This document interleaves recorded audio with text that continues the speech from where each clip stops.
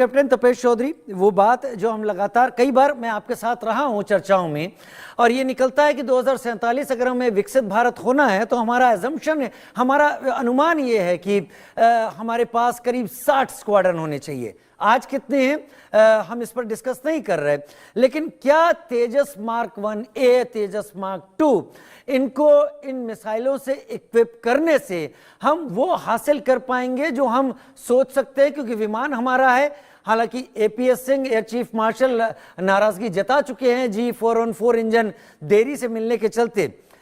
ये जो मिसाइल है स्काई स्टिंग, ये कितने बड़े गेम चेंजर की तरह होगी, एक बात।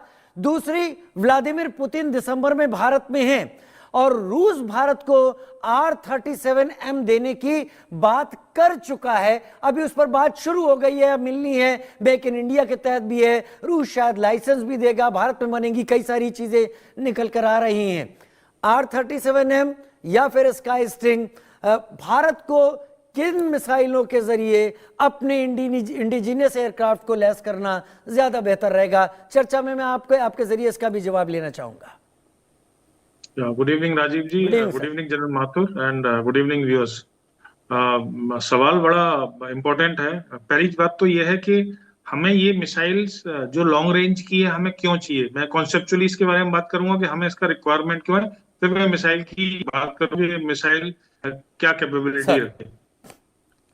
आज की डेट में हमारे पास सबसे ज्यादा रेंज की मिसाइल डर्बी मिसाइल है, ठीक है, जो तेजस मार्क 1 पे लगती है, जिसका प्रोडक्शन हो रहा है। उसके अलावा हमारे पास उससे ज्यादा रेंज की एक्चुअली देखा जाए तो कोई मिसाइल नहीं है। PL-15 का थ्रेट है हमें चाइना से, एंड PL-15 का थ्रेट हमें पाकिस्तान से भी है। रिसेंटली आपको भी पता है कि एमराम का भी जो पाकिस्तान का परचेज कुछ क्लियर हो गया है F-16 मिसाइल्स के लिए, जैसे यूएस बिहेव कर रहा है, द वे इट बिहेव्स। तो एमराम भी एक बहुत पोटेंट मिसाइल है और वर्ल्ड की मोस्ट प्रूवन मिसाइल है, क्योंकि वर्ल्ड के ऑलमोस्ट सारे वॉर्स में जिसमें नेटोज और अमेरिका इन्वॉल्व रहा है, सब में वो यूज हुई है, उसकी परफॉर्मेंस शानदार रही है। तो हमें स्क्वाड्रन नहीं है या हम इंतजार करते रहेंगे, ऐसा पॉसिबल नहीं है। हमें वो गैप फिल करना पड़ेगा। उसका कारण क्या है कि अस्त्रा मार्क 3 का जो लार्ज स्केल प्रोडक्शन स्टार्ट होगा वो बाई 2029 होगा।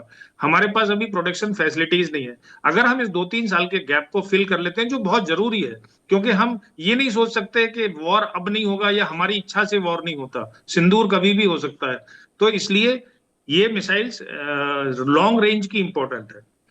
अब क्यों इंपॉर्टेंट है, देखिए 4 तरह की मिसाइल्स होती है मेनली फाइटर एयरक्राफ्ट पे। उससे एक चीज को क्लियर कर, फाइटर एयरक्राफ्ट की परफॉर्मेंस थोड़ी सी साइड इन हो चाहिए अगर उस वेपन्स की परफॉर्मेंस अच्छी हो। तो बात नहीं करते क्राफ्ट की कैपेबिलिटीज की, दो वो भी इंपॉर्टेंट है, उसकी मैनोवरिटी, उसकी स्पीड, उसका हाइट गेन करना, उसका डिसेंड करना, उसका वेपन्स के साथ इंटीग्रेशन, और एयर डिफेंस सिस्टम में ISC से नोड्स में उसका इंटीग्रेशन।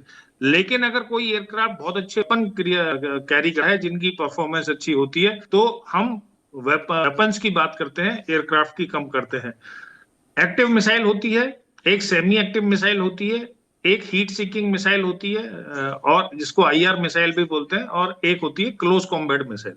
तो क्लोज कॉम्बैट की तो हम बात नहीं करते। जो हीट सीकिंग मिसाइल होती है उनकी एक्यूरेसी बहुत ज्यादा नहीं होती, जो लॉन्ग रेंज हीट सीकिंग होती है, जैसे Su-30 पे सबसे ज्यादा लॉन्ग रेंज की missile heat seeking missile. Important है एक्टिव मिसाइल। एक्टिव मिसाइल क्या होती है, फायर एंड फॉरगेट होती है, कि आपने एक बार फायर कर दिया तो उसके बाद एयरक्राफ्ट एक पर्टिकुलर डिस्टेंस जाके टर्न सकता है।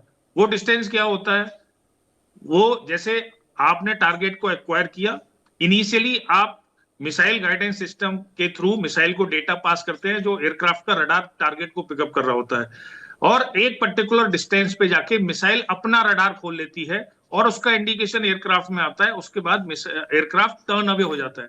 बाकी सब मिसाइल्स में एक्यूरेसी और दूसरे दुश्मन के पास जाने का थोड़ा सा इशू रहता है, क्योंकि दुश्मन भी अपनी मिसाइल चला के आपको थ्रेटन कर सकता है।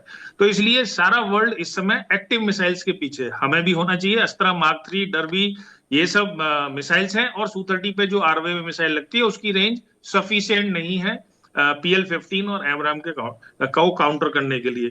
तो हमें लॉन्ग रेंज मिसाइल्स चाहिए। और अब बात आती है वाई स्काई स्टिंग और R-37M। देखिए, ये तो जब हमने राफेल खरीदा था तो हमने F-15, F-18, यूरो फाइटर सारी स्टडीज हुई थी, तो इनके ट्रायल्स होंगे, स्टडीज होंगी, और पूरा सब कुछ स्टडी करके ही लिया जाएगा। Q2 आई थिंक, जो मैंने सुना है दूसरे क्वार्टर 2026 तक का प्लान है ये स्टडी कंप्लीट करने का, और उससे उस समय ऑर्डर प्लेस करने का। इनिशियल 200-300 यूनिट एटलीस्ट हमारी 2 स्क्वाड्रन इसके साथ इक्विप्ड हो जाए। लेकिन दोनों R-37M भी बहुत कैपेबल मिसाइल है, और स्काई स्टिंग भी बहुत कैपेबल मिसाइल है। अगर आप मेरा पर्सनल ओपिनियन पूछेंगे तो हमें मिसाइल की इन्वेंट्री में डाइवर्सिफिकेशन रखना चाहिए। There is no problem. कल और आज की डेट में जब हम जिस चीज में सेल्फ सफिशिएंट नहीं है, तो कौन सा कंट्री, किस देश, कब, कौन से कन्फ्लिक्ट में, कौन सी साइड में बैठेगा, ये बहुत मुश्किल है कहना। इसलिए मैं जनरल माथुर की बात से सहमत हूं कि एटलीस्ट इजराइल पे इतना ट्रस्ट तो किया जा सकता है कि वो इंडिया के, हो सकता है, अगेंस्ट में जाके ना बैठे। उसने कभी सप्लाई में प्रॉब्लम नहीं आने दी। वैसे तो इजराइल की जो इकोनॉमी है वो बहुत ज्यादा डिफेंस इंडस्ट्री बेस्ड है, वो कुछ हमें फ्री में नहीं देते, तो फ्री में कोई भी नहीं देता, पैसा वो भी लेते हैं। लेकिन ये इंपॉर्टेंट एस्पेक्ट है कि हमें कहाँ से सप्लाई मिल सकती है। तो हम रशिया से भी लेना चाहिए, हमें फ्रांस से भी लेना चाहिए, और इजराइल से भी लेना चाहिए, जब तक हम इन मिसाइल में सेल्फ सफिशिएंट नहीं हो जाते। राजीव जी।